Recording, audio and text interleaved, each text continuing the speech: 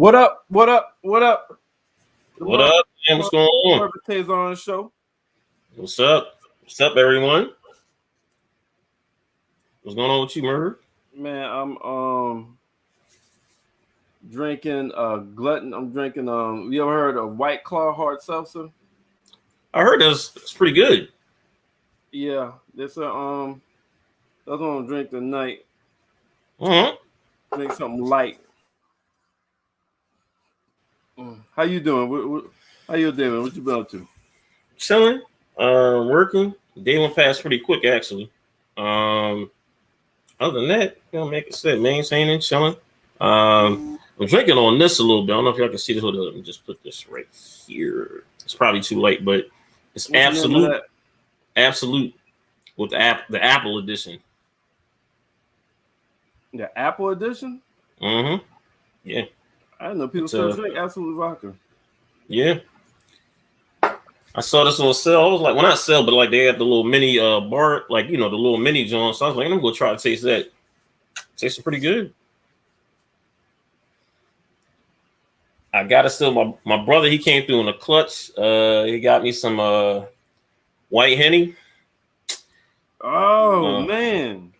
Yeah, he came through in the clutch. He went, he went to the Dominican Republic a couple months ago. He finally shipped it out, got it. Oof. Man, tell brother next time his ass goes to motherfucking Dominican Republic.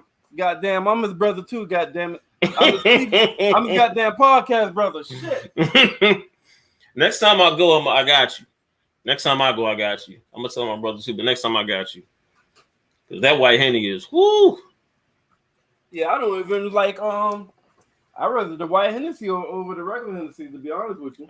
I feel you. I got that. Still got Duce, and I got the Casamigos over there. Oof. But I'm just saving that. I'm saving that though. Everybody on Casamigos now. Yo, that thing will put you on your ass. Everybody Not gonna hold Casamigos now. I drank it a couple months ago. I was like, what's the whole thing with this? I kept hearing about the thing, and I was like, oh, yeah. Mm-hmm. I don't know. That shit just hit like wildfire all of a sudden. I don't know what happened, but all of a sudden everybody started drinking that shit. Like if you go to a party or a club or something, and you ask a female who want to drink, they're gonna say Casamigos. Oh hell yeah, that thing is, man. And but all of a sudden, though, it did. It really did came out of nowhere. Some rapper or some shit must have damn endorsed that shit. Must have, because I was like, man. And the thing is, we couldn't get it for a long while out here in where I was at, in Houston, and the lady, the liquor store that I go to across the street from the crib, she got some type of plug, so she got all of it. She got a nice little stash, so happy about that. All right, you ready to dive in the show? Yeah, man. Go ahead. We'll start off with our normal spotlight actor of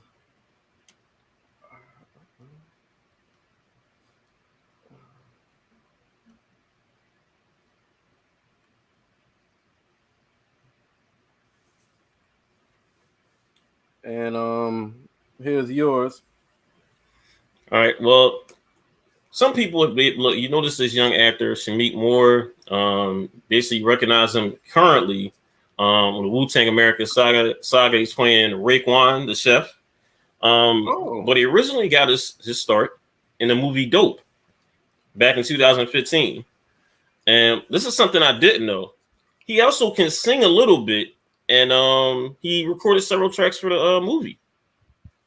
Oh shit! Yeah, how about that?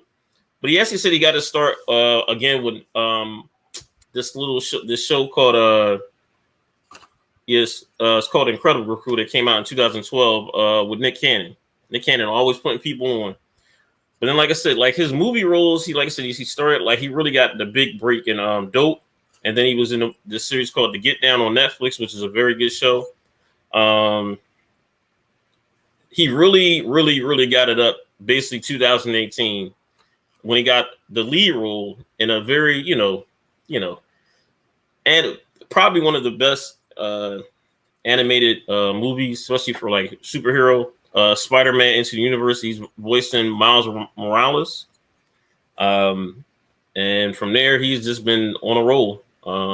Been Let It Snow, Cutthroat City, and like I said, he's starring currently in Wu-Tang American Saga. He's got 3 upcoming projects. He's going to be starring in the sequel for Spider-Man Across the Spider-Verse that comes out next year, and he has 2 other movies, coming up.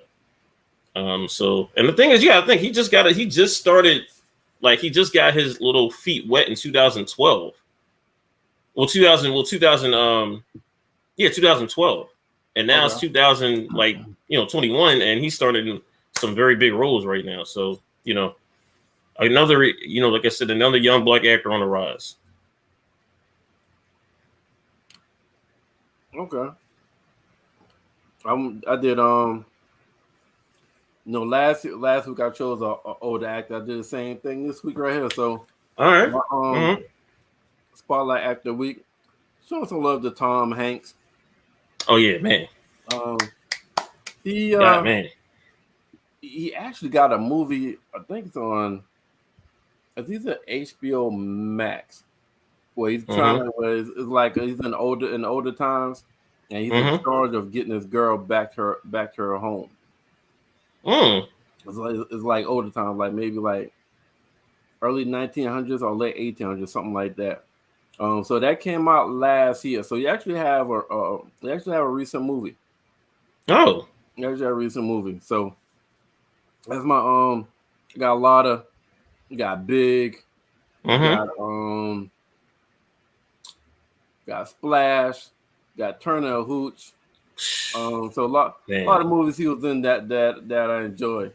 So that's my spotlight actor of the week.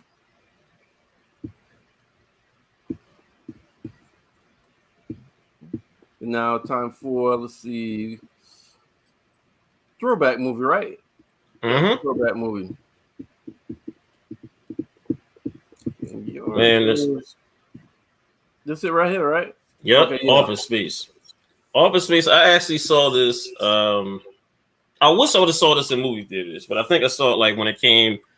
Like I said, this movie came out in 1999. It's basically about these 3 office workers, these 3 company workers working in a particular, typical office setting, and decide to rebel against their their bosses, what have you.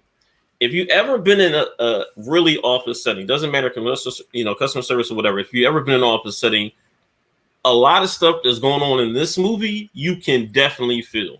Basically, going to work, being at work. Basically, a lot of scenes is basically them about to try to get laid off. Like if you ever been late, either about to be laid off or, asking questions in terms of trying to keep your job. It's so much stuff going on in this movie. The lead star, which is wild because he's really the guy that stars, like the lead star is Rod Livingston, but another person that really, her acting, she really started getting her really like her true serious, like away from TV acting. In terms of going to the movie acting was Jennifer Aniston. And also the person who made up this who basically was the creator and director of this movie was Mike Judge. The creator of Beavis and Butthead, the creator of this is a variety of different stuff. But this is a 90s movie. This is in 1999. Oh, that's okay. That's not too old. Yeah, and this movie is hilarious. It's if you have not watched this movie, and like I said, if you've ever been in an office setting, like this movie will resonate with you tremendously. It's a funny behind movie. Watch it; it's hilarious. Especially like I said, it's everything that like it just it's basically like a couple of days in the life of 3 guys, and you can see it's crazy. There's a whole lot of craziness in this in this movie in regards to not only in the office setting but also in the fast food industry as well. Okay. Too. So if you ever watch this movie, it's currently streaming. Well, actually, no, you can't. It's you can rent or buy on Amazon Prime Video. Or basically wherever you can stream it on whatever cable service. You have to rent or buy whatever cable service you have. But highly recommend this movie. This movie is hilarious. Okay. Hey, I've never seen that. You'll like it. All right, so my throwback movie, I had a Red theme. Stapler. I had Remember a that theme Red tonight. Stapler? Huh? Mm-hmm. What'd you say? I said when you watch this movie, watch Office Space. Remember the Red Stapler. The Red Stapler. Stapler. Yep. Mm-hmm. People see the movie, they know what I'm talking about. Mm-hmm. So my throwback movie, I had a theme tonight. Okay. As far as Gump classic. Oh yeah. Basically, classic. He's sitting on the damn bench, telling his whole life story, waiting to catch a bus down to see the love of his life, just to find out she lived right down the goddamn street. But the stories it basically talks about how every major event in in United States history he was somewhat a part of. So yeah, hold up. You seen Forrest Gump before, right? Yeah, I have. I haven't seen it in a long time. Okay. So yeah, that was my throwback movie of the night. Now it's time. You always have some interesting ass date night movies. Let me see what the hell you're gonna come up with now. Oh, okay. There you go. Now this one is, like I said, it's called The Perfect Guy. A woman, basically the main character Sanaa Lathan, she breaks up with her boyfriend, and she's a professional woman, gets involved with a man who seems too good to be true, which is Michael Elia. I'm gonna tell you the bet. I saw this like not too long ago, and this was like on the street dolo tip at night, and I was like, you know what? I like this movie. I'm like, wish I had somebody to watch it with, but I think this is a good little date night movie. Like I said, it's a bit little. It? You just watched I saw it like a couple years ago. Yeah, just a couple years ago. Oh, probably like 2000. Like no. I saw it like 2019. Okay, cool. Got you. Yeah, it came out in 2015. Again, you can I don't see any streaming service, so you can either rent or buy this movie. But like I said, there's a lot of twists and turns in this movie. Looks very, very good. Looks not looks very good, but it is very, very good. Highly recommend this. It's a typical crazed stalker. Everything doesn't like what it seems. And like I said, I like she just knew she upgraded too. She really thought she upgraded to a better guy. Yep. And like I said, you have like a nice little cast with that. Like I said, Michael Elia, Sanaa Lathan, and Morris Chestnut. That's a nice little cast. That basically be with it. And this movie was wild. So highly recommend watching this with a nice little date night movie. Late night date night movie. It's pretty wild. Why you say late night date night movie? Because this movie is wild, yo. This movie is like real wild. Okay. I like it though. Like I said, But yeah, I've seen the movie before. It's a good movie. Yeah. It's just sometimes we need to appreciate what you have. Got. That's more of that goddamn story. Yep. My date night movie was another classic. Bachelor's Party. Yo. With Tom Hanks. Yo, this was like in the 80s. I like the theme. Hey, so like I said, I had a theme tonight. So basically Tom Hanks is getting married.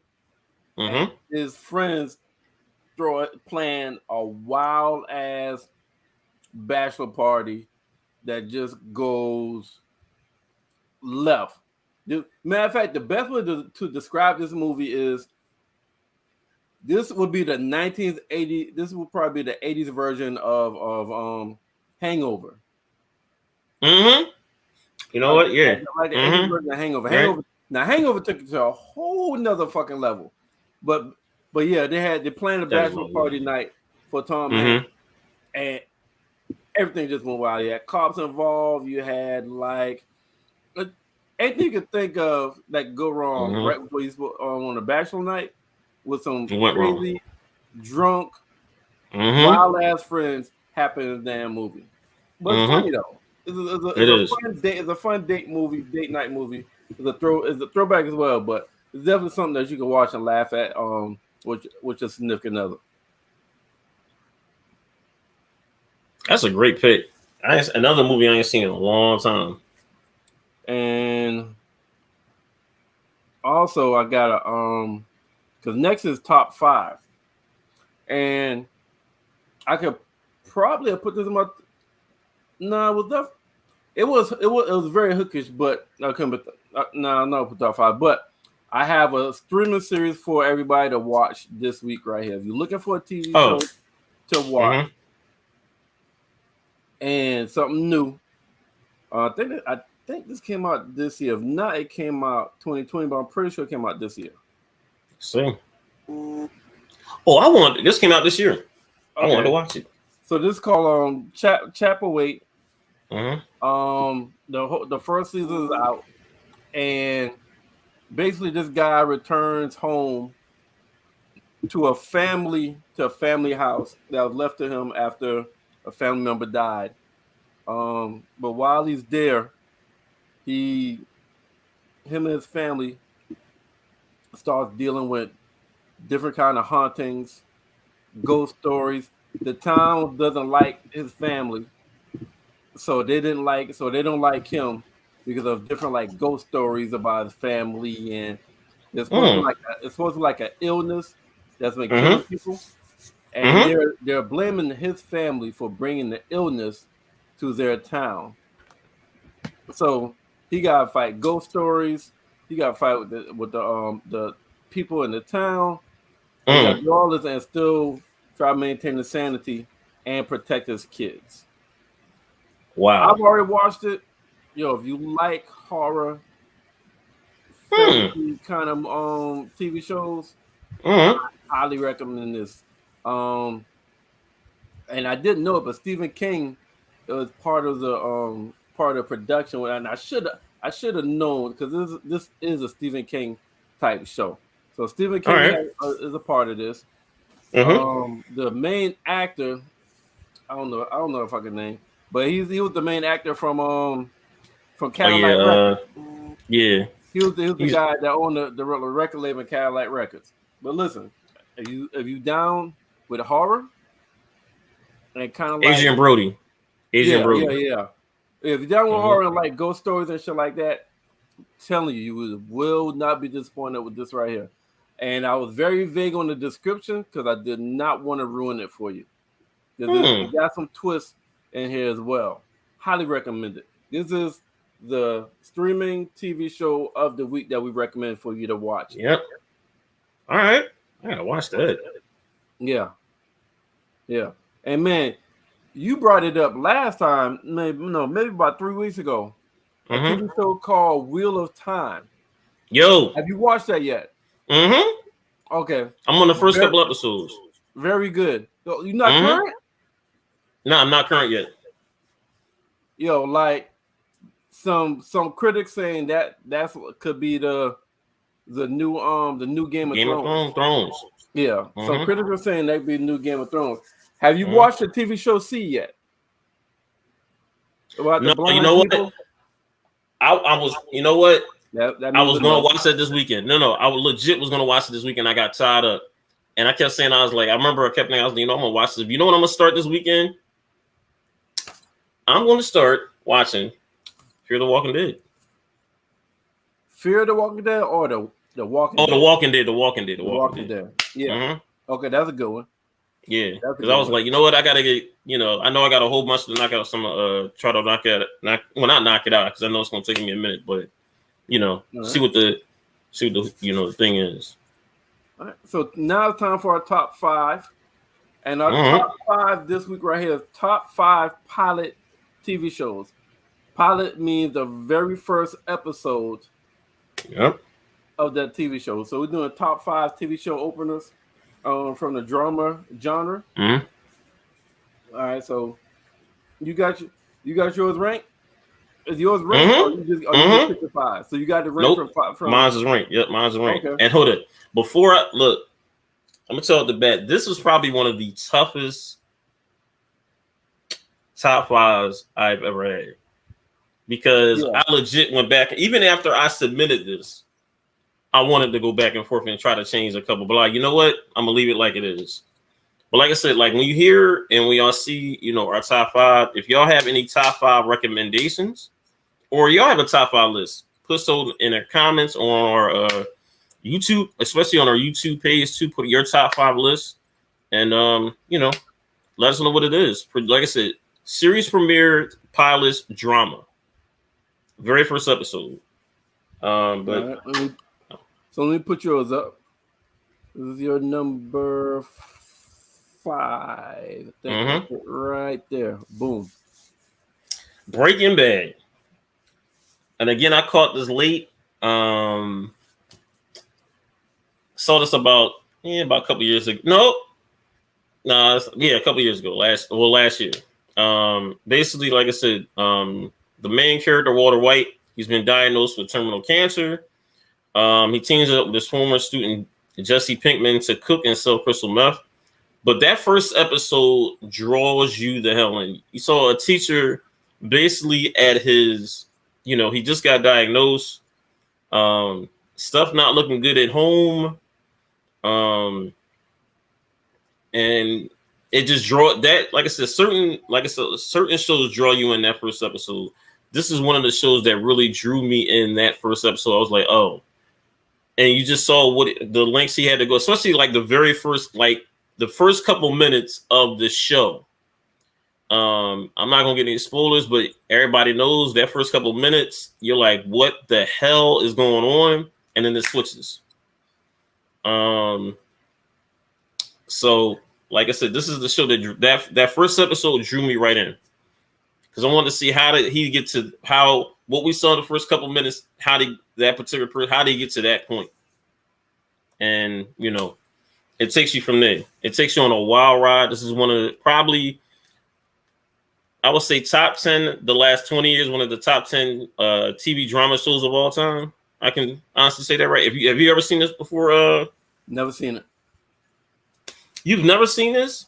Never seen Breaking Bad. I hear great things about it. I've never seen it. Ooh. Never seen it. Man. So that's your number 5. Your number 5, yep. Okay. Mm-hmm. I'll go my number 5. Came out in 2008. January 20th, 2008. All right.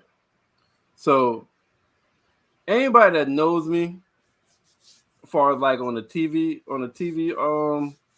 part, man, they know I love Olivia Pope. They know I love Olivia Pope. Another show I've only seen the first 3 episodes. Yeah, so the pilot caught me, and some people might be like, how the fuck Scandal in his top 5?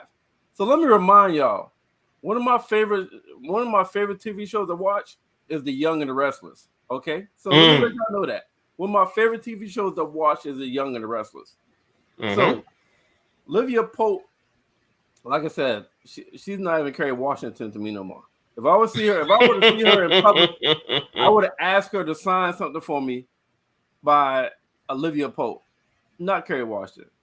So, to see her, like her influence and her swag and her power and how she handled them motherfuckers, in DC, that shit was just fucking sexy. And then she had a team that followed her. She was what people call a boss bitch. She was a boss ass lady. The show had very good writing, very good characters that you either hate or you fall in love with. They had plots or storylines that you hate or fell in love with. So my number 5 of top 5 pilots or TV show openers for drama is Scandal at number 5. All Let's see, your number 4. Mark ain't gonna like that this right here so damn low for you. Man, look, he can take it what it is. It's still gonna be in top 5, but Wire. You can take that. Look, it's still in my top 5. And look, this is my top 5. My top 5. Now, this premiered June 2nd, 2002 on HBO. It's crazy. The title episode of the very first episode is called The Target. Like I said, we're introduced to, Detective Jimmy McNulty, along with the superior William Rawls, and basically we're introduced to the Barkdale brothers. And we have we get introduced to a lot of characters in this show. This is probably, if not one of the realest, if not the realest TV show that was probably one of, I would say, ever made. Like really rare, because it showed you how Baltimore was, and probably still is. It showed you the street game. It showed you the raw. It showed you everything. And I remember when this dropped. I remember I was like, "Whoa, this series might be something. This is something special." This really to me it shifted favor to HBO a little bit now, because now HBO to me, I said a word. Yeah, to me it felt like this shifted everything now to HBO now.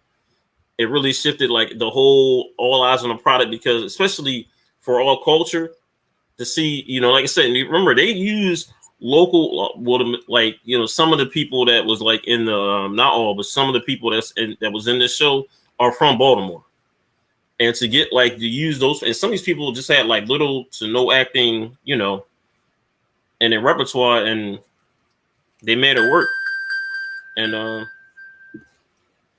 this has been like that. I remember that episode that just drew me in, because I was like, I never seen anything like. I was like, it just felt so real. I was like, all right, and like I said, the storytelling. Like I said, it's got to be some certain shows. That first episode will draw me right in, and this right here drew me in. Again, this is my number 4. Have you seen Snowfall? Do you feel this is more realistic than Snowfall? There's a lot of comparisons between The Wire and Snowfall, as far as like being considered real and reality. So, what's your opinion about that? We're gonna circle back to that after this next season of Snowfall. We've seen 4 goddamn seasons. Why we gotta? I know, but. No. The Wire. No, it's a cop out. The first 4 seasons of The Wire. But you know what? To me, hold on. I'm gonna tell you the bad. The first episode of Snowfall, the first episode didn't draw me as much as The Wire did. Okay. It still was a great episode. No, but I would say the comparison, I still like The Wire, barely. If you just hold up, I'm gonna tell you after the first season, I was like, look, Snowfall got some ground to make up. They making up that ground. It still got The Wire. But you were saying earlier that The Wire is one of the most realistic. Realist. Yeah. I mean, realist. So that was my question. Not whether the pilot was better, or for me, I would say for me it would have been. Do you feel a lot of people saying that Snowfall and The Wire is probably the 2 most realistic real shows that they've ever seen? I agree. So do you have The Wire above Snowfall as well? Yeah, Wire. Yeah, I still have The Wire above Snowfall. Yeah. Barely, but I do. Okay. The Snowfall catching ground.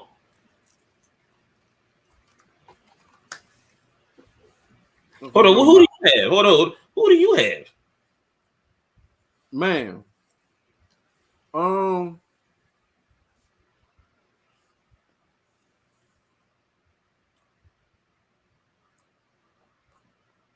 I don't know. You talking about we capping out? I really don't know because if you're talking about the realness of it, probably you're talking about the realness of it, probably would be The Wire. What about the moments? Hold on, you know what? Damn, we got. You know what? That I want to circle back on that. That's got to be something right there. What I think, you know, what's crazy. I think the realness, but you know, at certain moments, I think Snowfall sticks out more, a little bit. Yeah, I do think Snowfall. I do think Snowfall hits the They hit that the cinematics more than The Wire. Where they have like some big drama moments, like what the fuck is about to happen next. I do think Snowfall does that more than The Wire. The scene, I always say the scene for me with Snowfall, and you can get to that, is when Leon and what's his name, they're in a car, and he tells Leon to pull over. That's he gave Leon. He lets Leon ass up. If that scene does not draw you into that show, I don't know what don't. And it's it's a quick maybe 2-3 minutes tops, but that is one of the best. That draws you in. We gotta come back. We gotta go circle back on that. Out of The Wire, Snowfall, who would be your favorite character? To them both, you only pick one out The Wire and Snowfall. Ooh, man.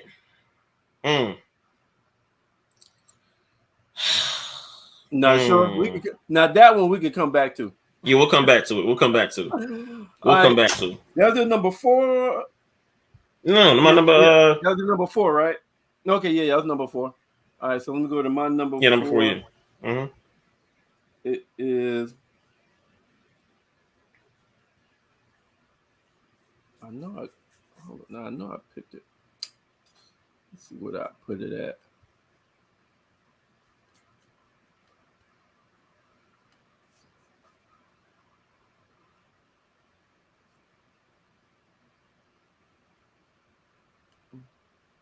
Well, number 4 is The Walking Dead. I knew he was gonna put that. I knew that was gonna be in your top 5. I knew it was gonna be your top 5. I do it. My number 4 is The Walking Dead. I thought that'd been higher. Now there's some others that's probably not as popular, but that I like better. But you know what? It's your top 5 though. Yeah, it's your top 5. Yeah. All right. And I purposely left out Game of Thrones.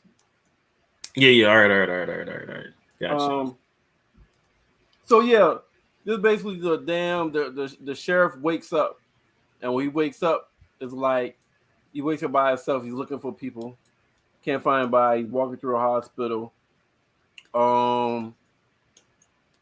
Ends up finding a horse, and ends up running to like a herd of zombies and shit. And first episode, you gotta figure out what the fuck happened, because he was in a coma and he wakes up to the apocalypse. When did The Walking Dead premiere? Because I want to ask. This is a good question here. I'm gonna go find. Hold on, I'm about to check this. Hold up. This premiere. 2010. All right. So this is. You know what?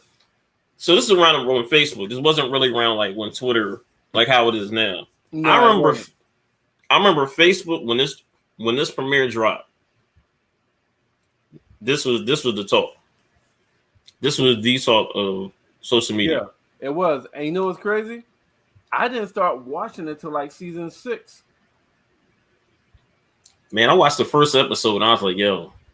I ain't watching season 6. I was like, yo, what the fuck is the big deal? It's a show about zombies, and these motherfuckers is like going crazy over this shit.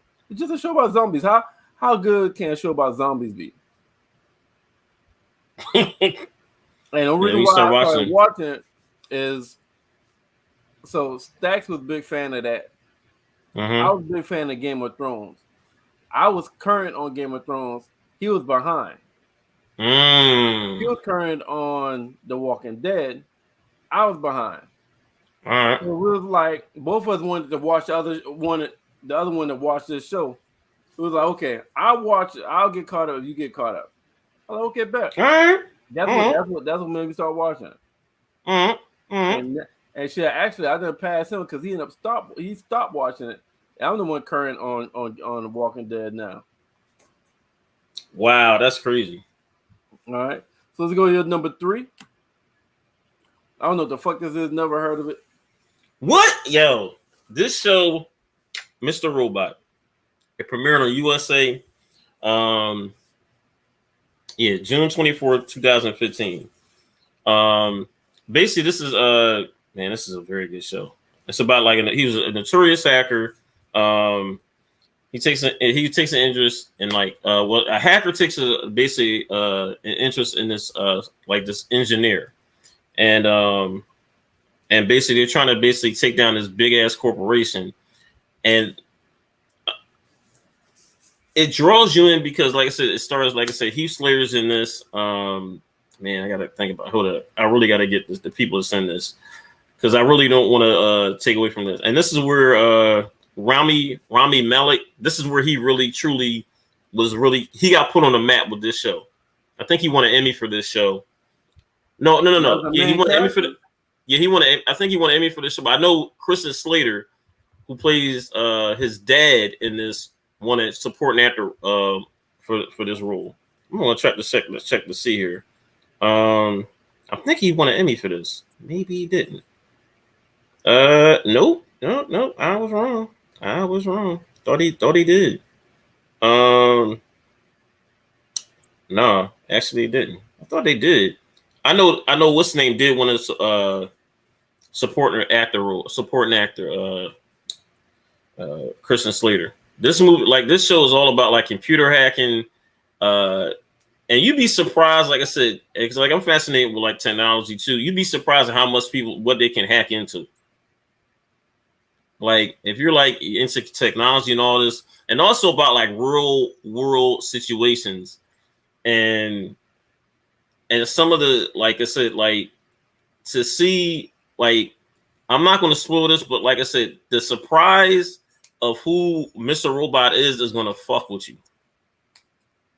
Oh, okay.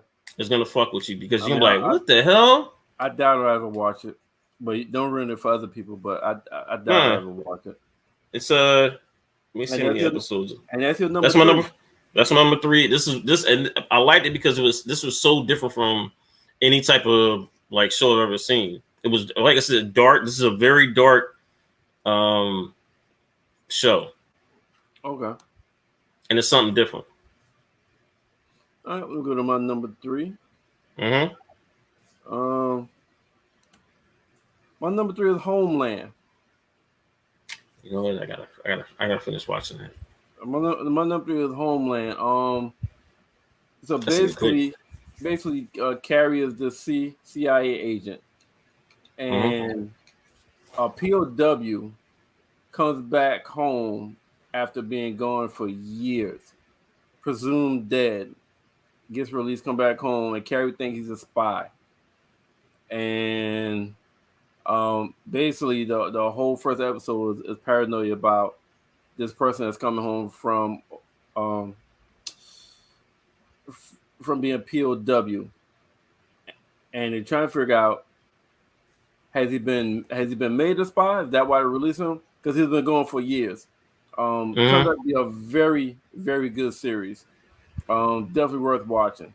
It's about CIA spies and shit like that, protecting America, protecting United States. And that's the guy right there that they're trying to figure out: is he a spy, or is he really back free? So that's my number 3. I heard that was real good. To your number 2. I got a homeboy that's been telling me about this damn. I told you, man. This show right here. I will say this, man. I was late on this show. I was late. I was 2 seasons late on this show. So yeah, I started watching this about 2015. I was late. And actually why Remy got it was one night. I was up there late at night. and me and my son was out in the living room watching. We was watching. It was the end of a football game or something, and I was like, "Yo, watch this show with me real quick." Man, we watched like about 6 episodes that night. We was up to like 3, 4 in the morning. Shit, you gonna have to just tell shit. I missed that one. You gotta tell what it is. All right. Well, the TV series and I'm talking about right now, the series opener TV pilot is called Vikings. It premiered on the History Channel. It basically, the first episode introduces you to Ragnar. Anybody who's seen the show, they know that dude is one of the most thoroughest TV characters in a very long while. This guy, he's like I said, he's a farmer, and he wanted to take his son on a little trip, but he also realized that he's also an explorer at heart too, and he noticed that there's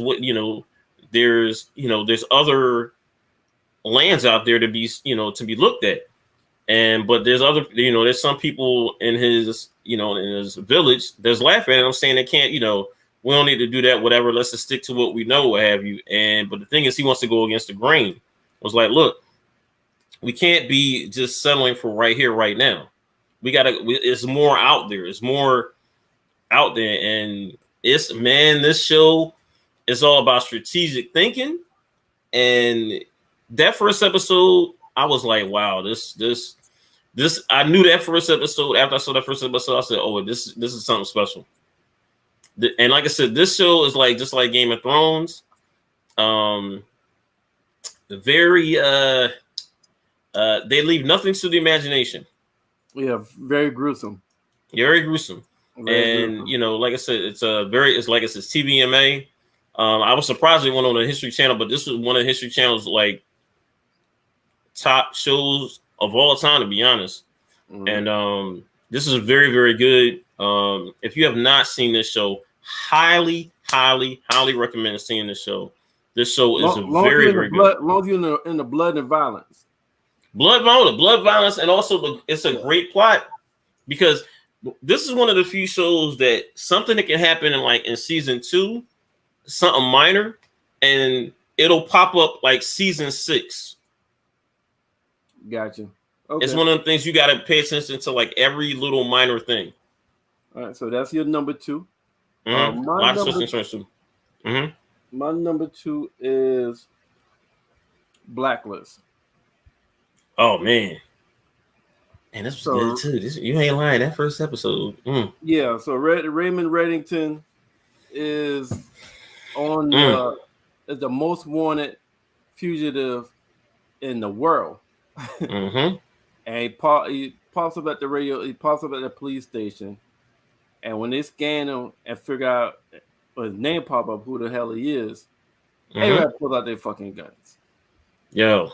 And he's like, I'm turning myself in, cooperating, but I'm only talking to Elizabeth Keaton. So I'm wondering, who the fuck is this Elizabeth Keaton? Shit, the police people didn't even know who the fuck she was. Yep. Trying to find out it was gonna be her first day on the job, and it just starts off as a big mystery, and throughout the whole series, each season is like you're still trying to figure out that mystery, and when you figure out one answer to the puzzle, another part of the puzzle pops up. So listen, Rem Reddington, he's one of the bad guys that you end up liking. So very good pilot show. It hooked me, and after that I've been watching ever since. So that's my number 2. All right, so go to your number 1. Look, come on. There you go. I mean, come on. Game of Thrones. Winter is coming.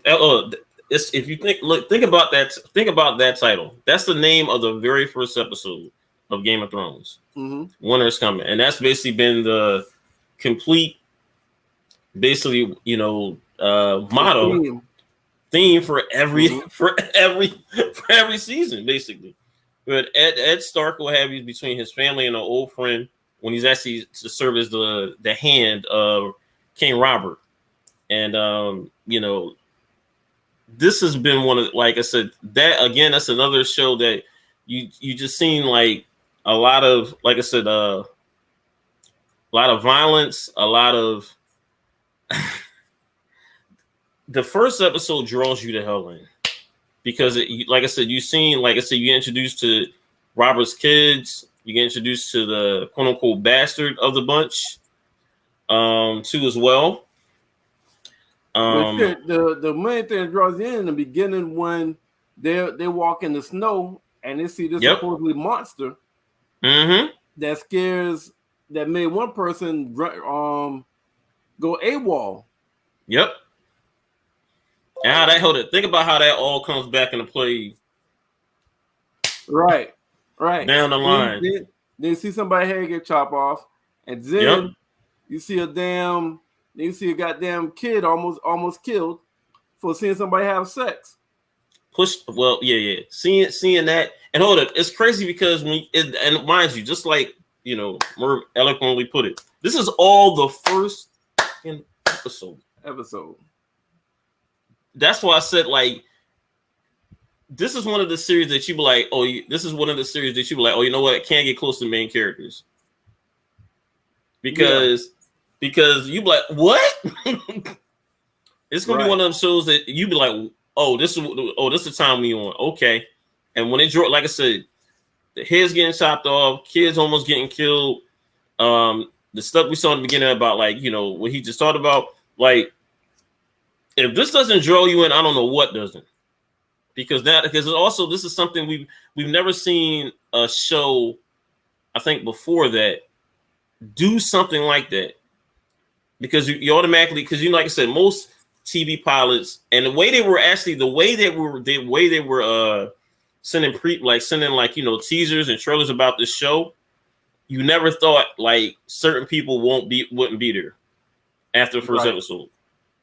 Exactly. And so, like, that's why I said, like, with this show, it draws you in a lot of twists and turns, a lot of stuff that you got to remember. That first episode just draws in, like I said, winter is coming. And like I said, how that is the theme for every season after that. One of the best TV openers, pilots of all time to me is number one, because that to me was like, oh, and hold up. I was a season late with this show. I didn't see it originally in 2011. I saw it in 2012. I was several seasons late. And when I kept hearing people talk about it, I like, let me go watch. I said, oh, I finished that first season right before the day before this season 2 started. And I said, oh, now I see why. That from then on out, I was like, all right, I'm mad that I missed the first episode. Yeah. That it premiered. Yeah. I was several seasons behind. A guy I worked with kept like begging me, like, yo, I know you like this. I just need you to try it. Mm-hmm. And when I did, I was looking at the first episode. The main thing that got me was the last scene of the episode is the main thing that got me. Yeah. Because I was like, man, we in. All right, so I'm gonna go to my number one. Can't see what your number one gonna be. So my number one is not a popular show. There's only 3 seasons. But look, this is your list, man. Yeah. No, I'm just saying, like, you could probably be shocked. I'm not even sure you ever heard of it. It was only 3 seasons. Mm-hmm. Kevin Bacon is in it. Oh man, damn! And I was just got. Hold on, I'm gonna wait for you to do it, because if this is this show, damn, I gotta watch this show.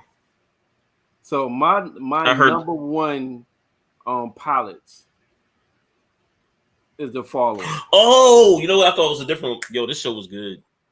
This show was good. Oh, so you actually seen it? Yeah, yes, I did. This show was good. I didn't think you would have seen this on Fox.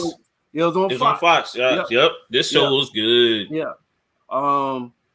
So Kevin Bacon is a cop that's been chasing a serial killer for the longest. God, I totally forgot about this show. Finally got him arrested.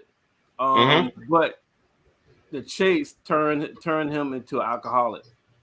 And then the beginning of the episode, they show him they show the prison that he's at, and they show him breaking out, and like 4 or 5 cops are just dead, blood all over the place. He's done had it called follow because he got people that follows him and will do anything to protect him, and you never know who is protecting him. It could be somebody you feel like is your best friend, but they're actually under his hypnotization to keep him out of trouble. And that's from low people. Damn, I forgot about this show. To high people in the totem pole to politicians. So, and then that's a great choice. Later on in the episode, somebody think they're safe and feel like they got some really good friends. Come to find out they've been playing their ass for years, just waiting for the moment for him to get out and to help him get revenge on the people that helped him get locked up. So if I say too much, I'll spoil you the don't do that, yo, man. In the first episode. But my number one pilot is The Following. And I'm pretty sure a lot of people have not heard of this show. There's only 3 seasons, but yo, all 3 seasons was fucking fire. Check out The Following, Kevin Bacon. I totally forgot about this show, and I remember I remember seeing it. I think I saw the first 2 seasons of this. Okay. Man. Yeah, but there's a third. That's what I knew. I was like, yeah, the third. That's what I said. Now I'm looking like. Now I want to go back and watch. I haven't watched it. Like, now I want to go back and watch it. So the third season stars the guy that's in The Perfect Man. Michael Ealy. Oh, Michael Ealy? Oh, all right. The third season stars him. All right. Yeah. And I'll put it this way. The Perfect Man ain't got shit on the character he played in the third season. Ooh. All right. Yeah. All right. You know what? I watched it. I'm gonna watch that again. I haven't watched it in so long. All right. So now let's go ahead and jump into our main event, Power Book 2, Season 2, Episode 3. Recap: The Greater Good. The Greater Good. That's a good one. We're gonna do this a little different than last time because last time we went in order.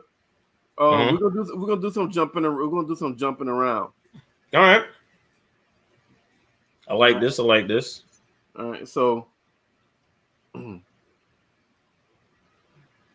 right. So let's talk about Monet is trying to get the drug game, and her exit plan is use Zeke, have Zeke go to NBA. And after about 2-3 years, they get completely out the game. That's the exit plan, right? This dude about to fuck up the exit plan and ain't even do shit wrong. Nope. Like he said, why the fuck would you call a lawyer? And he just sit there. I'm gonna tell the back, yo. The cop is telling you can get up. And you just sitting there, my nigga. And you just sitting there. Answering question after question after question. And the cop tricked him because he basically went to his emotion. He kept talking about the two. He started talking about people. Oh, talking about the girl. Yeah. Started talking about people fucking carry. He couldn't handle that shit. Nope. He knew how to get underneath the young boy's skin. You know how to get underneath that. I was like, come on, dog. Come on. Man, I was like, you can leave. I just hope that this is acting. Like, I hope he ain't like this in real life. Because he's doing a great fucking job acting like a fucking goofball in his goddamn show. Hold up. Now, this is something I thought about too. Between him, Tariq, and Kanan, who said the questionable? Well, no, I can't really blame him for this situation right here. Well, this is probably the one misstep that he's done. Like, Kanan is still the biggest fuck up. Oh yeah, because all the other stuff. Asking.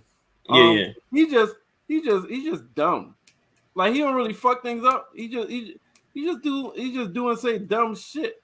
Yeah. Like he acts like he's been in a sheltered life all got. That's what I was gonna say. He been sheltered so much that they really have like they don't want to tell him what's really going on, even though he knows what's going on, but he don't want to know that.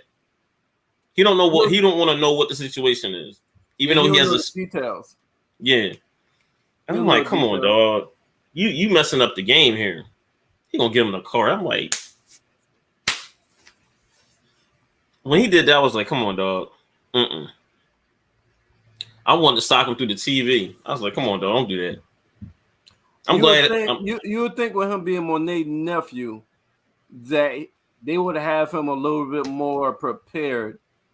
In case but it makes sense because he in all actuality really didn't need it because he was always one phone call away. He never would be put in that quote unquote situation because Monet will always be like, look, I got you. And the thing is also got to remember now is because now, but that's common knowledge, man. Like, but the thing is, had he not got common knowledge, you don't answer questions with the cops until you have a lawyer present. You ain't lying. I was shocked. That he kept answering those questions. I'm like, dog, you can leave anytime you feel like it. Now, how they fucked him up is they didn't arrest him. Nope. So since they didn't arrest him, they didn't tell him his Miranda rights, which means anything you say can and will be used against you in a court of law. So, and that's why I did that show on purpose. So he just said, no, we just want to ask you some questions. You're not being arrested. Just cooperate and go home. Yep. And the crazy part about it is all he got to do is, when they got to do is ask him, was like, did he give you the Miranda rights? And they'll be like, no. I'm like, all right, well, you don't have to worry about it. And that's what the fuck Monet did. All right, so let's see. Ooh, this is a good one. Monet came, they meet Tariq about the new connect. Monet tells both of them to squash that shit, not knowing that they already squashed it and actually working together. And then also at that scene, why the fuck nobody ever gives Tariq a ride home, man? Yo, he literally said that. I kept thinking, I'm like, how you getting here? All the shit I do for the fucking family, it still can't give me a fucking ride. Yo, and I'm glad they put that out here on this episode because I'm looking like, dog, you getting like mad different places. Because you remember, he had to ask, what's the name? He had to ask, what's the name? Monet's daughter for a ride up to Connecticut. I'm like, Diana. I'm like, dog, how you getting up there? Like, he getting a lot of different places. We don't know how he doing this. And I'm like, at least he's like, all right, yo, at least show him like him getting his license. Like, let me get this car. Because this is so where he's not, all the different places he got to go, especially the stuff he's been doing. He's just been whatever. It is funny though. Especially that late night. I'm like, dog, how you getting home? For real, cause you live at the dorm room. And I'm pretty sure wherever they go is not that fucking close to the damn dorm. Like the motherfucker stay running. At least it can be like we can see him calling on an Uber. At least he said, "Look, I'm about to call Uber." Say something. You heard that? No, I'm saying at least he can say that. Yeah, like I'm about to get it. Let me get this ride. Let me call this ride so I can get out of here. That is messed up that nobody give him a ride though. All right. So Kane visits. Kane goes to a party with Mecca. See some wild shit. Mecca got some girls for him and they were nice. Well, nice. So Kane showed Mecca that he didn't care for how Monet shitted shifted the direction of the family business, running shit through Tariq, because Kane wanted to run shit through the streets. Tariq was like, "Nah, we don't need to do that." Tariq was like, So Mecca offered him some damn help. But here, hold up. Let's go back to that party, what have you, right? Now, Kane should have paid attention in terms of when the guy basically told him was like, yeah, Bull been tripping ever since he came back down here from New York. Yeah, he says about some chick. Yeah. But and as soon as he said that, also, yeah, and he choked the boy out, which is wild. And he's like, "Oh, he'll be all right." And I'm thinking, like, well, wait, who the chick he talking about? Because I'm thinking, like, it's got to like, you're basically like, he's basically like the dude is imposing fear on everybody. But when it comes to a chick, that's his vulnerable spot. I'm about to find out his vulnerable spot because he's basically putting fear in everybody. But when it comes to a chick, just like you always said about about women, why I didn't look at it like that. My angle would have been, why is this chick so fucking secretive? Oh no, yeah, that's what I'm thinking. That's what I'm thinking. Why is chick so fucking secretive that you about to choke his ass out before he say anything to me? That would be more my thing on the why. Like, what's so secretive about this chick? Like, why you? Yeah, it's like that. That's what I've been thinking. Yeah, hold up. Yeah, because he talked about quote unquote like about family. We can talk about everything else. I'm looking like, hold up. I'm telling you my problem, but a chick that you trying to talk to, you're basically like, you're basically like Google got whatever you want to do over this chick, and you're not telling me about it. But hold up, Kane he had a good point. Because he said there's a difference between my business and family business. Family business, yeah, that's true. That's true. That's He do. So he do. He made a valid point when he said it. Yeah, he did. This is going to be a wild situation whenever it gets connected. Because sooner or later, I want to know if Monet is ever going to ask him, like, well, who's the connect? Yeah, it's going to happen. That's definitely going to happen. So Detective Whitman brings Zeke in, and I think brings him in to either try to fuck up the alibi, which he got. Oh yeah, he did. He got Zeke all fucking discombobulated, where this motherfucker was lying about the truth. He's about to fuck up his girl. Yep. That's crazy part about it is all he had to, like, it's crazy because it's like now he put her basically in harm's way, like with everything. Like, because now she prime suspect number one. Well, but he didn't know he was doing that. Oh no, I'm saying he didn't. He just don't know it yet. That's what I said. Like his thought control is it's just So what's your thoughts when he gave that PBA card from Ramirez? Yo, when he did that, I was like, come on, dog. Why would you do? But you know what? It went back to when he was talking to Monet in the car. He like, I don't know. You always told me if I need to get out of trouble to use the car because no one told him it.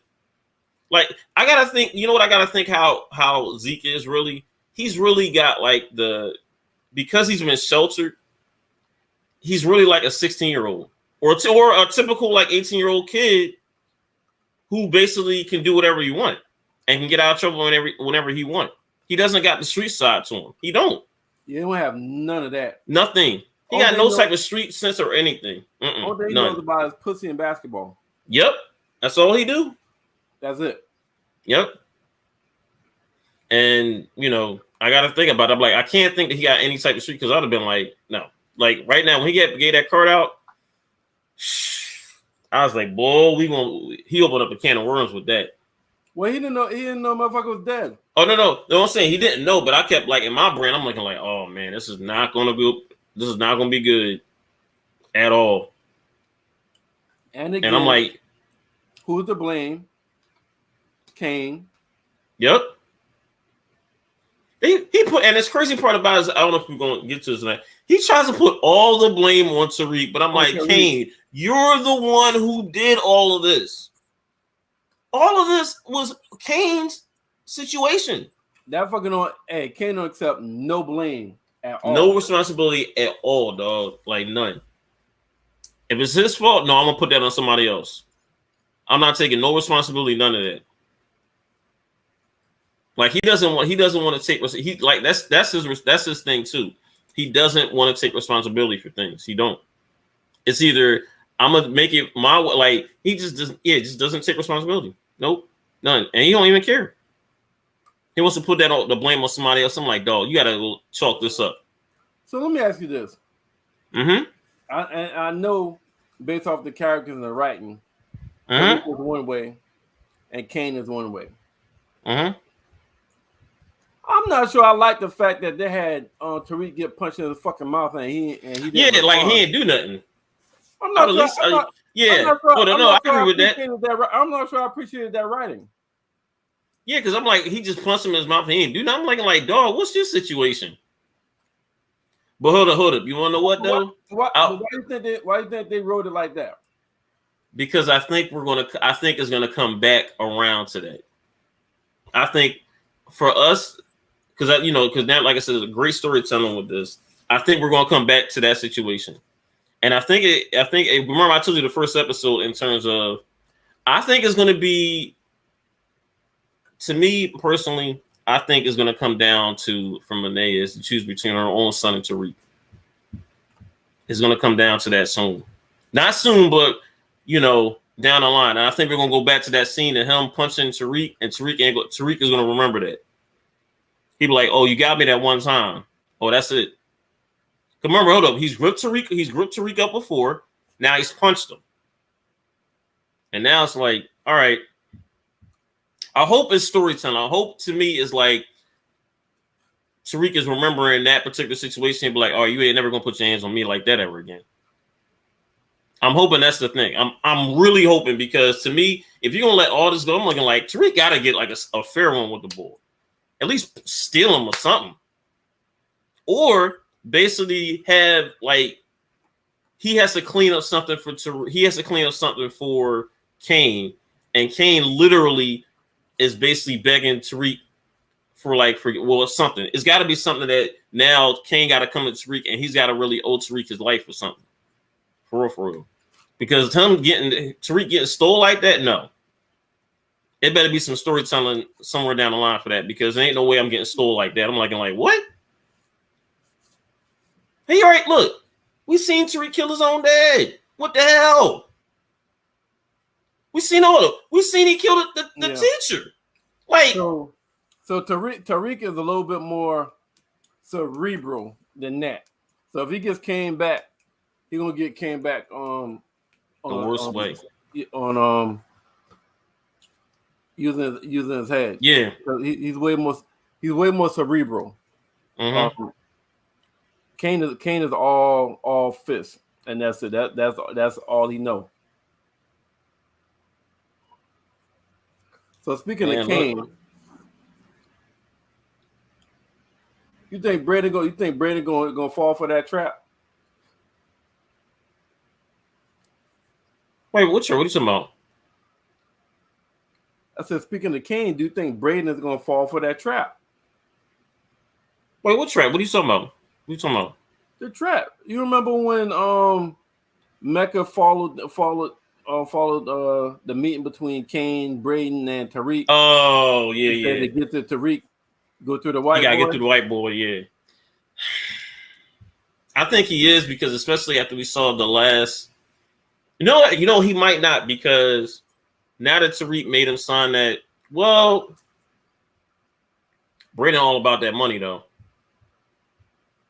He all about that money. Yeah, but he's also about loyalty. He's also about that. It's like he enjoys being a rebel. He do. But you know what I think too? Going against the grain. But I think what I think. I think also this might be Kane's downfall a little bit is. I think he might, what's the word I'm looking for? I think he might I think he might underestimate him a little bit, Bradenton, because I think Braden.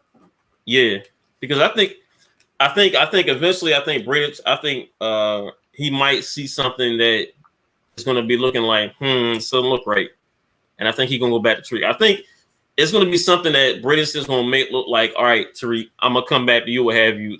I think Bradenton is going to eventually try to go with Kane, but I think eventually he's going to sit there and come back and tell Tariq, like, look, man, your boy's bad news. But shit, they already know that. But I think he's going to try to tell Tariq, like, he's trying to use me to get to you. I think he might switch this around. I think Bradenton might do it. Braden's not gonna figure that out. All right. I think he might though. No, he's not that kind of. He's not that. He ain't that type. Braden is another. He's an emotional one. It'll be something like him telling Tariq. Tariq will be the one to figure it out. Yeah. Either Tariq or Diane. I think. Hold on. You know what? I think Diane, because Diane is catching on this. She's catching on to a lot. Well, she's always been smart though. She's always been. She's another cerebral one. Mm-hmm. She catching on to a lot quick. Yeah. I wonder when she finds out. Like, well, no, we'll get to that later. I think when she asked her brother, was like, yeah, well, mommy found out. She was like, well, mommy wasn't here. Remember at the when they're at the table, and she was like, so where the fuck was she at? I mean, would it be a problem if she's what's the big deal if she's damn on a date though?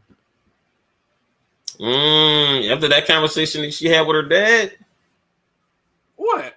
Still, I still think she don't. I still think she's like, she want Diane wants the whole big family. Even though she's, to me right now, if she had to pick between Tariq and Kane, which is bananas me saying this, I think she would pick Tariq because Kane is just being on some real dumb shit. She's gonna pick Tariq, and she already don't like.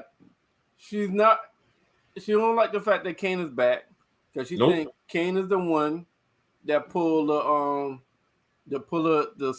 switcheroo, which he did. Which he did. With Tariq. Mm-hmm. And that's why she want to get her dad out of jail. Yep. It's gonna be it's gonna be wild. Do you think that they get out of jail this year? Fuck yeah. Ooh, I do too. And boy, he's gonna get out. It won't be all right. When episode 3, he'll get out. I wanted to be the season finale, like episode 9. Ooh, before the season finale. You get out episode 9, and by then, Monet and Dante will have already fucked. I agree. And might be next week. And they'll be involved. They will be involved at that time. I'm not saying they'll be boyfriend and girlfriend, but they will be invested and involved with one another by the time we get out. And here's the other thing, right? Monet's not gonna know he's getting out. Oh no, I agree with that totally. Like she's not gonna find out. They're gonna have it in writing where she don't even find out. Nope. I think and I think who pulls this off? Diane. Yeah, Diane already reached out to Davis. Yeah, I think she's gonna basically not tell her mom. I think she's gonna figure out what her mom doing, and she's gonna bring her dad. But like, look, Dad, clean that up. I think that's gonna be something. I think the thing that we're gonna find out is who's Monet gonna pick, Dante or her husband. Oh, she's gonna pick the husband. I think so too. She gonna pick the husband. I don't think she picked the husband right away though. Oh no. Dante gonna have her thinking. But when Sax sent that goddamn text saying we could get Tejada out. Yeah. I was like, oh shit. When I heard that, I was like, ooh. When I heard that, I was like, ooh, this season got jumped. this season got real messy right here because if he get out, now man, and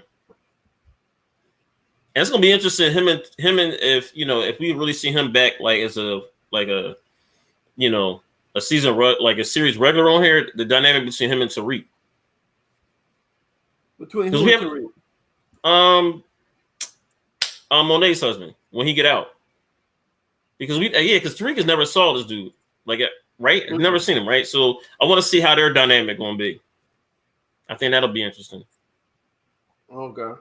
I think that'll be like a little bit interesting going forward because he'll be whatever. But so speaking of Tariq finally fucked Lauren. Who? That's about goddamn time, youngin. That man is hold up. Every time he was about to fuck, he get a phone call. Every time. But I like what he did. I'm gonna tell you like how smooth he did this. He's like, you know what? You gonna see what I'm up to? All right, come with me real quick. I will look. Came up there. All right, look. This is what I'm doing it for. I'm doing it for my sister. This is all the little calls, the little texts. Even though that was like some of it that was, but all of it. Well, actually, yeah, the majority. Like if you really think about the whole grand scheme of things, it is. But soon as so all of a sudden she comes up there. All right, Tariq. All of a sudden when he got back to their bedroom, I was looking like, I'm like, here we go.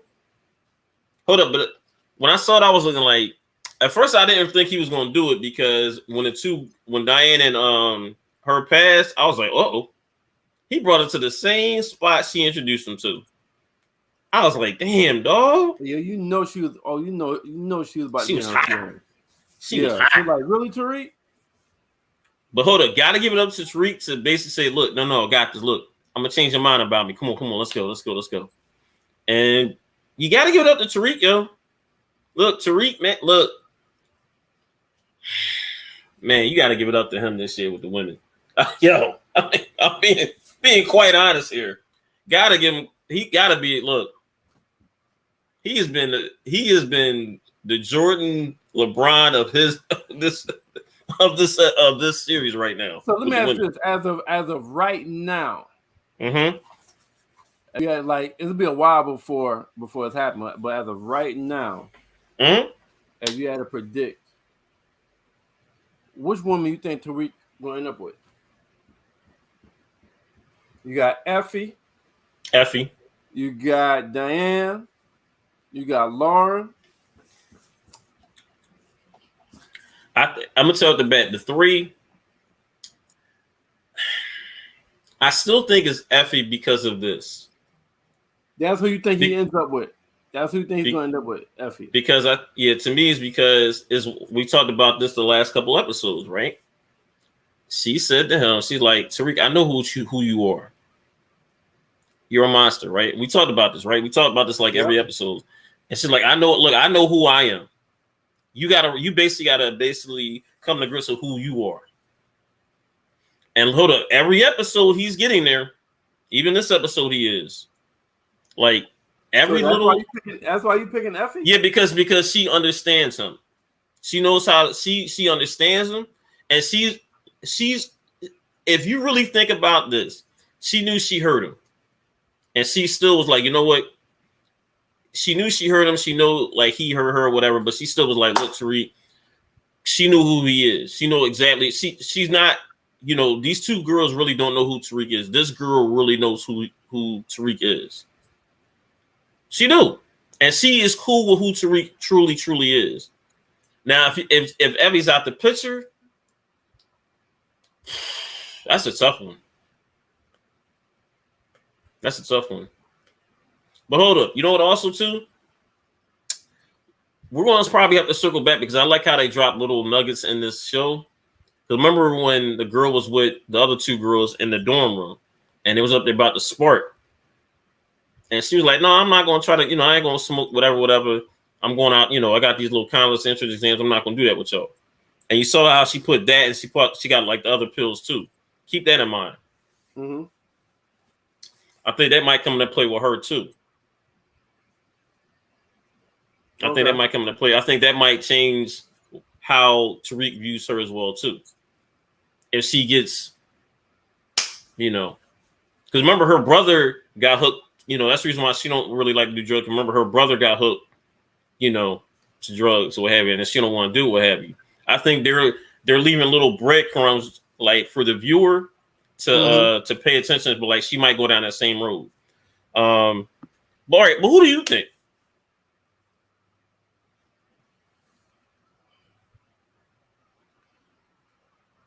I think she'll end up with Diana. If I had to pick right now, I'm picking Diana. Diana's kind of like the best of both worlds. She is. She's a great middle of Effie and Lauren. It seems like you know Lauren what you're right. Way too fucking left, and Effie is way too fucking right. Yeah, you're right. You know what I'm saying? Both of them is like extreme.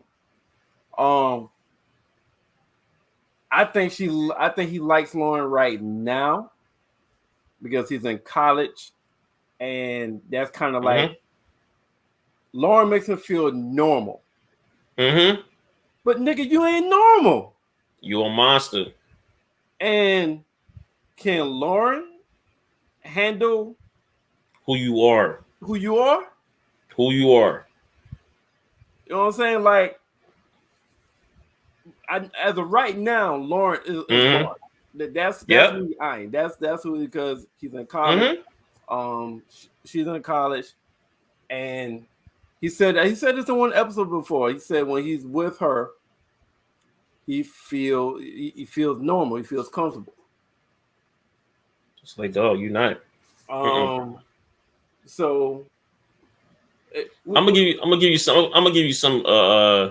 But I'm gonna make sure about to do this here. I want to make sure I say this right, because I always say, is this quote right that I got from this show called Gotham? It came on Fox, what have you, right? What?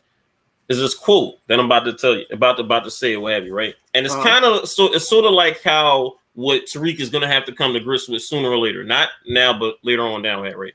You can't have both happiness and truth. You have to choose. You can't have both what?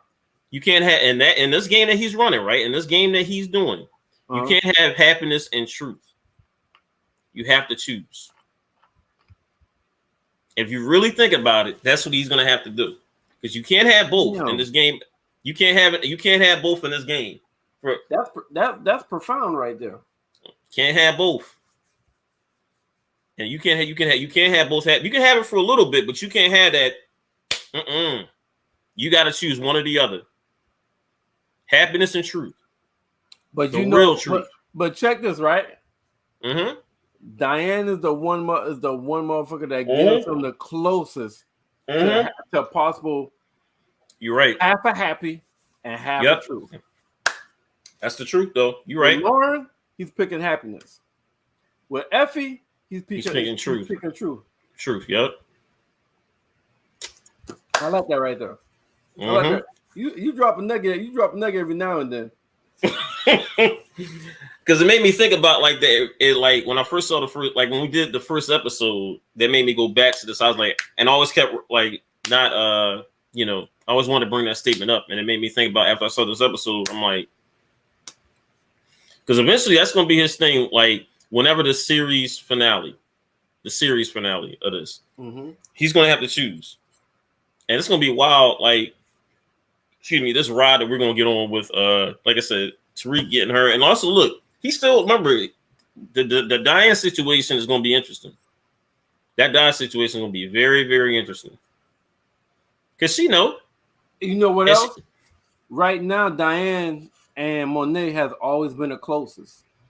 This might fuck up their relationship. Oh, it is. Going behind her back, not telling her how she was going to get the dad out. Hold up. Well, how about the situation when she finds out her mom is messing with the boy? I don't think that means shit. All right, we'll see. Let me ask you this though.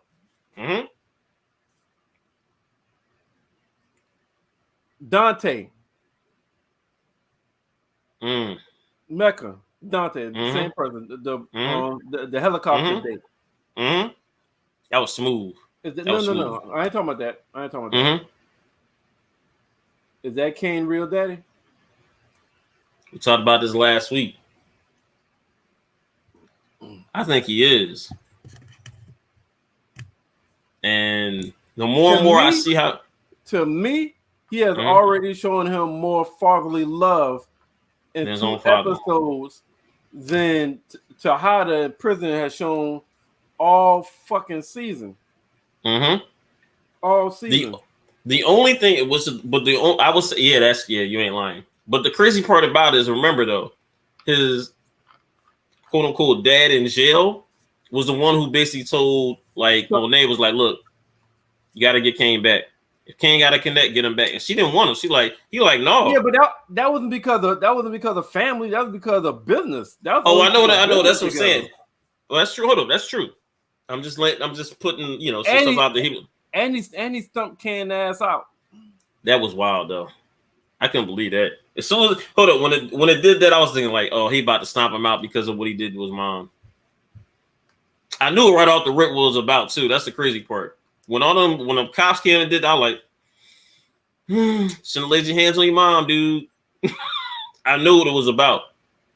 He didn't even have to say it. I'm like, I knew what it was about. He's like, dude, you're not gonna sit there and lay a hand on your mom, my dude. So let's talk about this detective, man. Is the detective? Is he that passionate about finding justice, or is he? Hold up. I'm gonna stop you real quick. It made me think about this. Is one little nugget too. All right, the guy that was at that party, what have you, right? The chef guy, the guy that had the knives, right? Mm-hmm. I still think either the chef guy or the guy who somebody in there's a narc. I don't know why, but I don't trust. It's something about that. Man, the guy. You never trust nobody. Yeah, something about that. But all right, I digress. But I digress. But go ahead. It's not the chef though. It's not the chef. His movements is not the chef. I think the chef ain't the chef.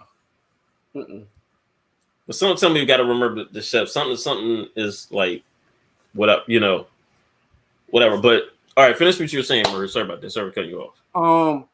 So the detective, is he so passionate because he wants justice, or is he so passionate because of Carrie's pussy?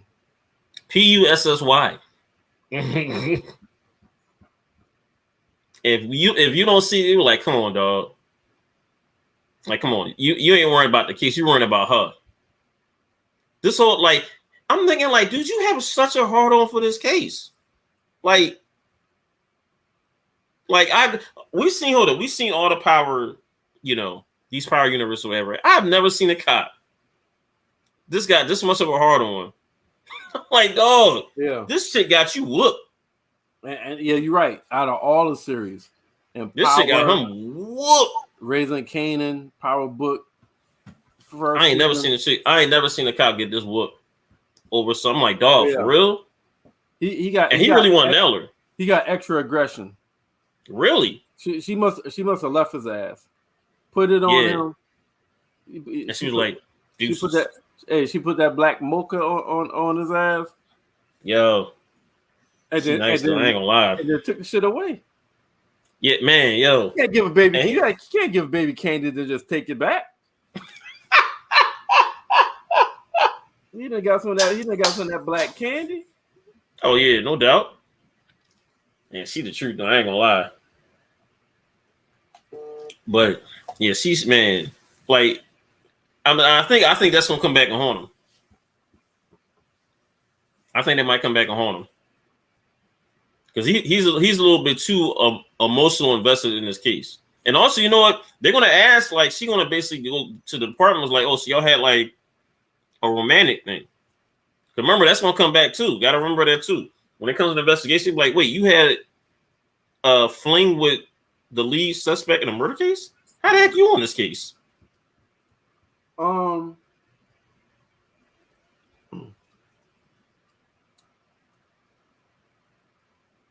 Remember, that might come back.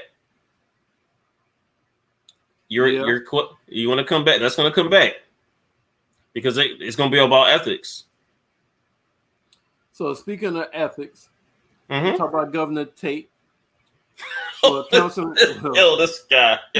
Tate. This guy, He's agreeing to help Tariq get his sister back, but in return, Tariq got to get some dirt on Governor Sweeney. Councilman. Here's the wild part: he got the dirt. He just don't want to use it yet. What dirt he got? Remember the governor shot. Remember in the beginning, he was up there hunting. Yeah, governor shot what? If I'm Tariq, you could have said like he was aiming at me. Remember, he was like he was shooting. That's he say, she say, and they ain't juicy enough. Not to get people not to vote for him. But I think Tariq. You know what I think? He needs some dirt. Oh, but I think Tariq is gonna get it from him. Oh yeah. He's gonna get it from him, but that's not it. That's all not right. It. Okay. All right. Okay. All right. But I can't wait to see how Tate. I feel like they're gonna dive into Tate character way a lot more than it is now. I think we're just seeing the tip of the iceberg of what they plan on doing with Tate. Power Book 2. Yeah, we also saw that his brother now is made detective now, right? Detective, that's what it was. Mm-hmm. I think they told us that for a reason. I think to remember that. Oh, you know what? That's a good point. I think we got to remember that his brother's now the detective now. So we got to they leave like little nuggets, but like, all right, it's something like we got to come back to that. I think his brother making a detective is going to help him get some dirt, but also some other stuff is going to help. He's going to be able to get. So let's not forget that too. But I think just like you said, I think he's getting a must, especially this episode. Yo, he got some time in this episode. Yeah. Governor Tate, Councilman Tate, whatever you want to call him. He got some,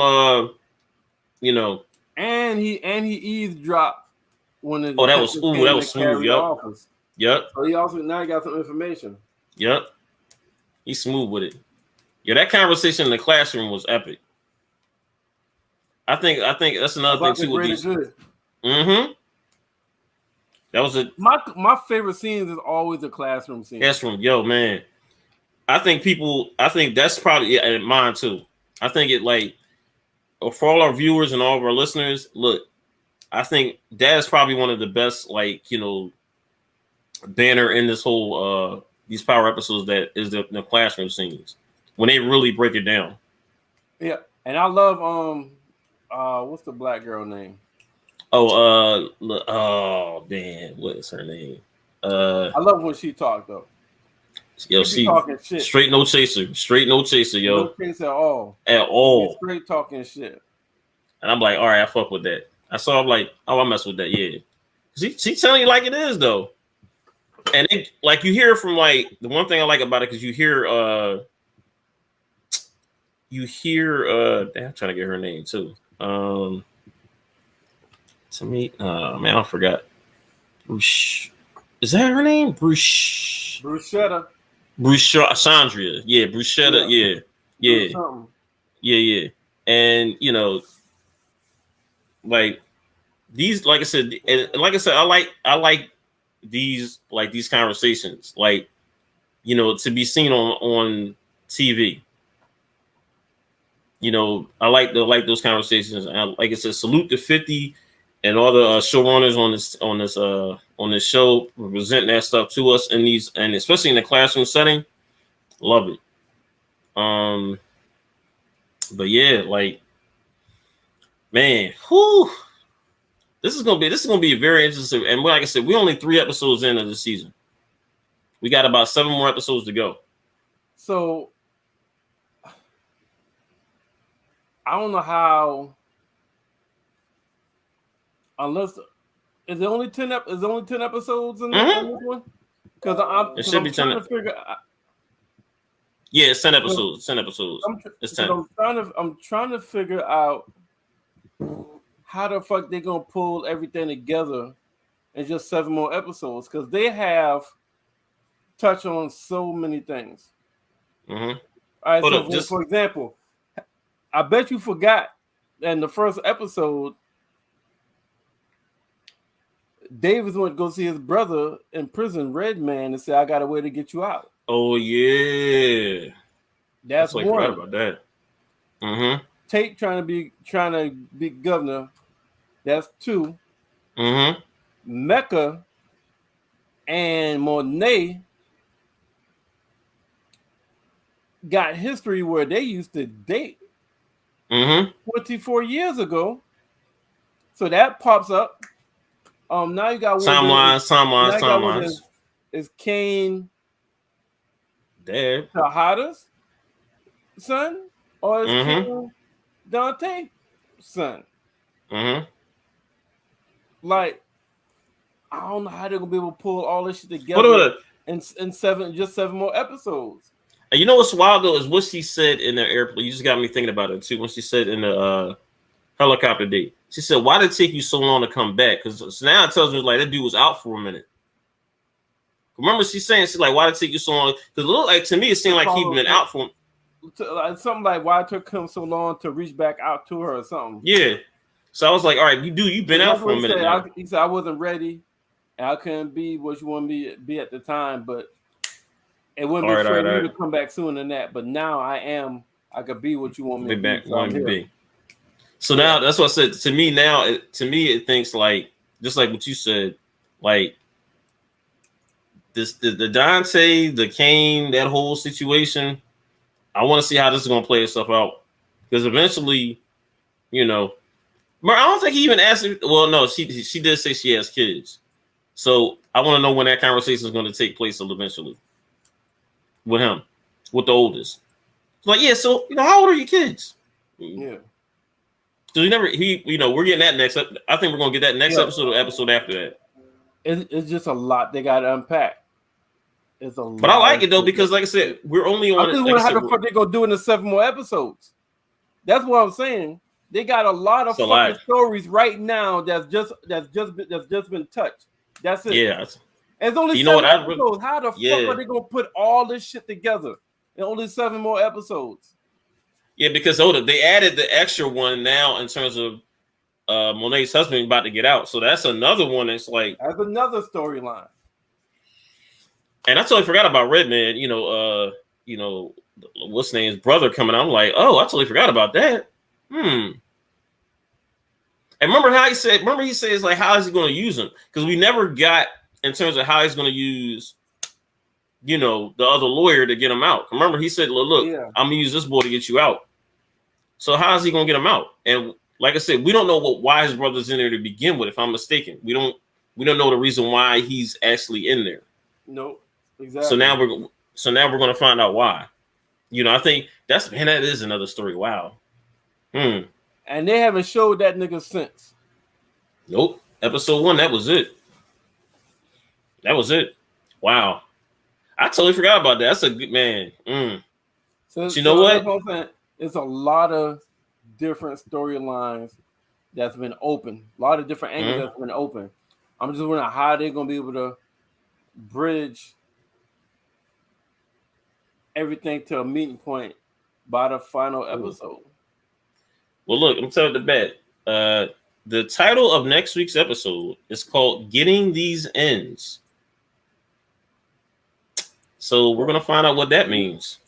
So next week gonna be about hustling. There's gonna be a lot of deals made. Yep. And also, look, for telling too, we're gonna get a nice little break between episode 5 and episode 6.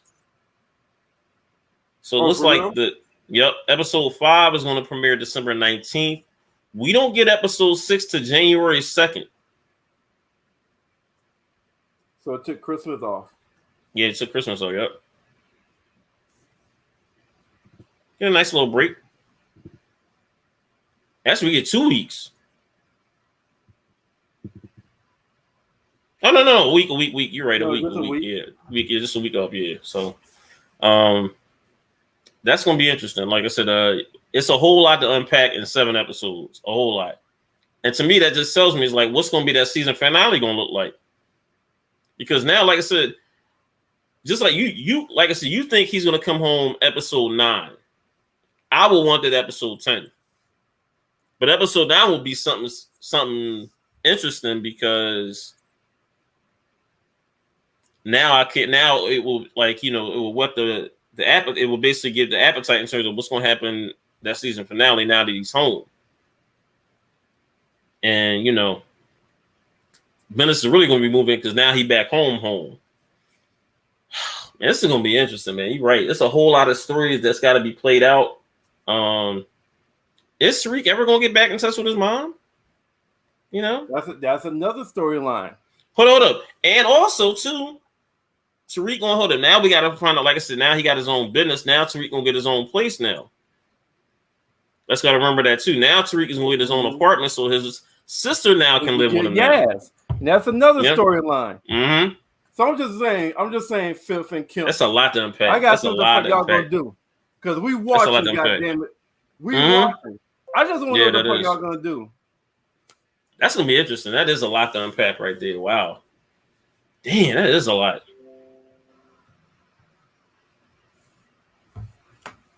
And we haven't really talked about the middle brother here. He's basically in between because it seemed like he's sort of a mixture between the streets and he wants to get out the street. He wants to get out. You can tell he wants his extra strategy to be out. He wants to do his own thing. He wants to be out of the streets. He just wants to do whatever. And that's going to be interesting what happens with him. Because he sort of wants to be in and then he don't want to be in. And if it's sooner after what just happened with that shooting with his arm and everything, I think the streets are not for him. I think we got to take a very close look at Diana the rest of the season. Because she's got a lot of things in motion if you really think about it. She got the hustling on the side. She wants to go back to school, and now she's trying to get her dad out. And she wants to holler at Tariq too. Think about that. The mom don't know about the hustling. Neither does Tariq. Diane might not being the seeing the biggest growth. Mm-hmm. Mm-hmm.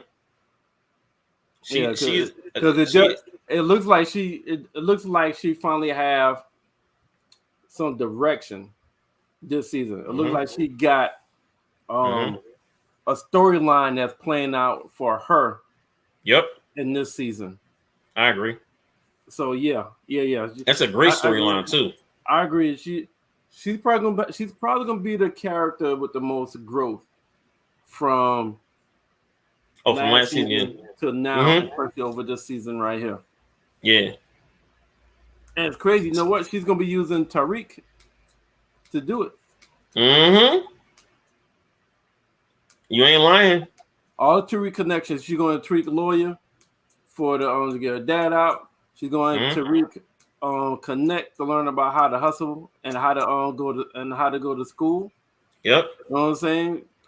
Well, I didn't even think about that. Wow, you're right. Yeah. She's basically using, but she told Tariq, she was like, "Look, you owe me." Oh yeah, definitely.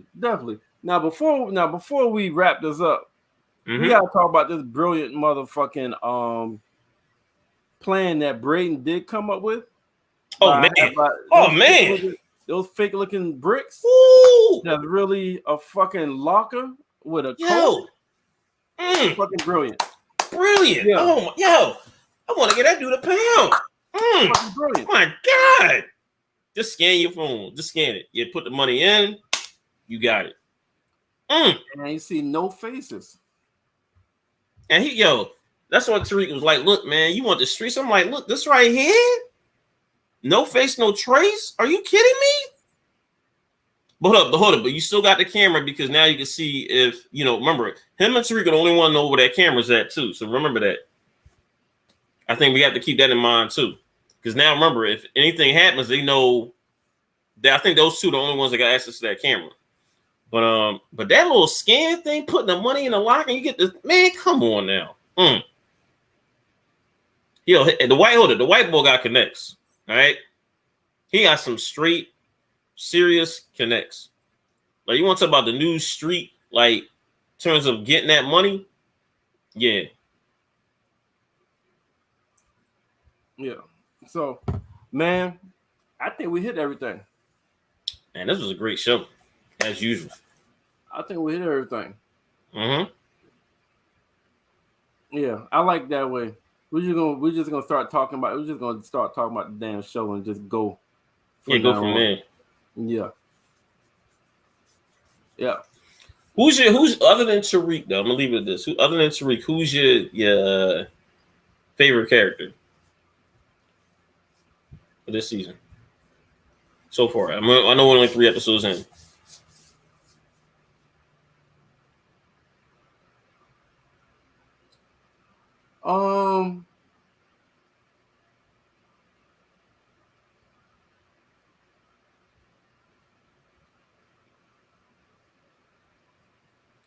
I don't think I got a fucking favorite character.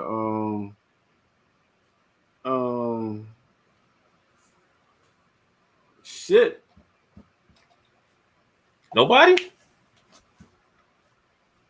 You said other than Tariq? Mm-hmm. Ah.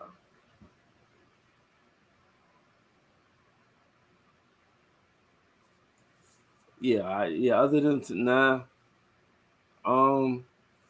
other than Tariq, if I had to pick somebody, it'd be fucking Carrie.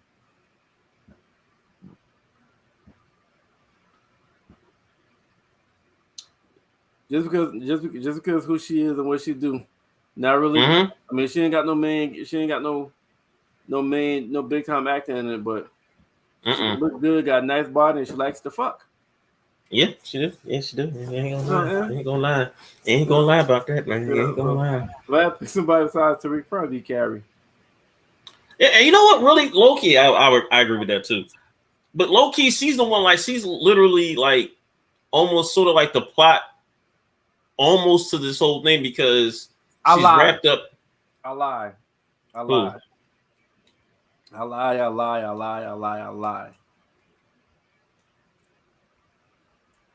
It's Davis.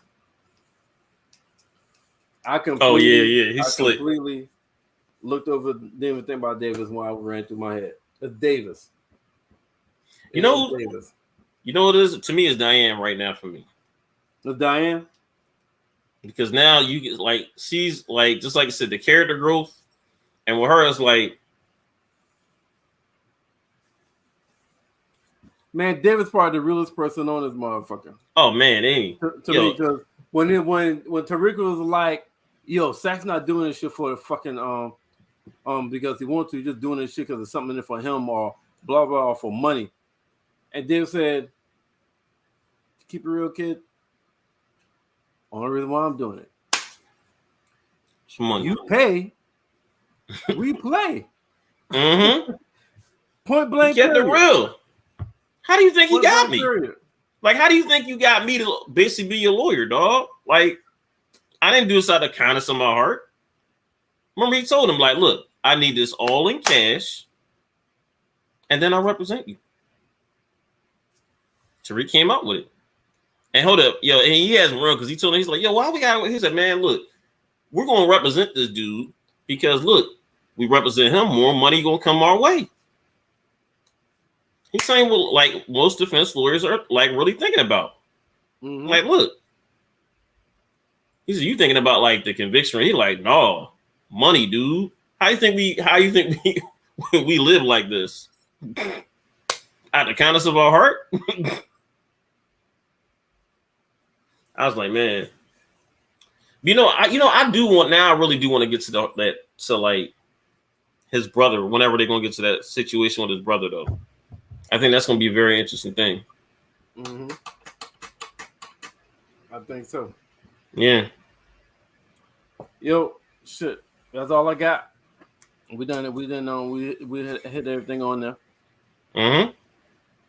All right, so. Shout out to Sean, Mark, Stacks, Becca, Tina B, Nick, Mel. Yep.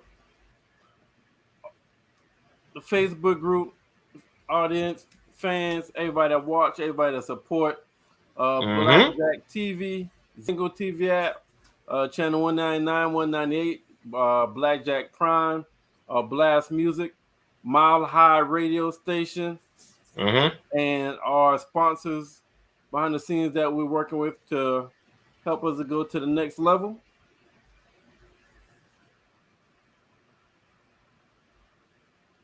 Pretty sure that's everybody. Yeah. All right. Well, that's everybody. If you ain't got nothing to say, man, then. But look, I always say this every week, man. But look, y'all can be anywhere in the world, but y'all here rocking with us, listening to us, watching us, whatever. Like I said, again, subscribe to our YouTube page. Like I said, we check the comments and and hit the subscribe like button too on our YouTube page. We're really trying to get that, our YouTube page popping. But like I said, we do check it. And thank you again for everyone that has basically rocked on all of our podcasts. We truly appreciate it. We appreciate the love.